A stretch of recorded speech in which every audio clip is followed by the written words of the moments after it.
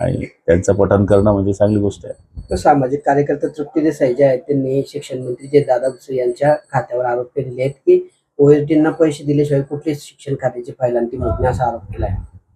हे बघा, आरोप करण्यापेक्षा तो आरोप किती सत्य आहे हे सांगणं पण गरजेचं आहे. आणि मला तरी असं वाटतं की तृप्तीताईंना आमची विनंती असेल की एखादं कुठलं प्रकरण आहे हे जर सांगितलं तर लक्षात येईल. दादा भुसे आमचे ज्येष्ठ मंत्री आहे आणि मला तरी असं वाटतं की त्यांची काम करण्याची पद्धत अगदी साधी आणि सरळ आहे. याचा अर्थ असं होत नाही की खाली कोणी चुका करत नसेल, पण चुका करण्याच्या बाबतीमध्ये कोणी लक्षात आणून दिलं तर माणूस काही करेल ना, पण डायरेक्ट हे पैसे घेतल्याशिवाय होत नाही हे म्हणणंही उचित नाहीये. तो गेल्या वेळेस जर आपण बघितलं तर अर्थ खातं हे राष्ट्रवादीकडे राहिले, दादांच्या निर्णयानंतर अर्थ खातं हे सरकारकडे आलं. मात्र आता सुषमा अंधारे असं म्हणतायत की अर्थ खातं सांभाळण्यामध्ये जयंत पाटील सक्षम आहेत. तुम्हाला काय वाटतं अर्थ खातं कुणाकडे राहिलं पाहिजे असं? नाही, आता अर्थ खातं आमच्या सरकारकडेच पाहिजे, ते कोणाकडेही राहू, शिवसेनेकडे की राष्ट्रवादीकडे? कोणाकडेही चालतंय. तुमच्याकडे आलं की ना सगळ्यांकडे माणसं आहेत. तुम्हाला मिळालं तुम्ही स्वीकारणार. नाही, मला माझा विषयच नाही येत. ठीक आहे.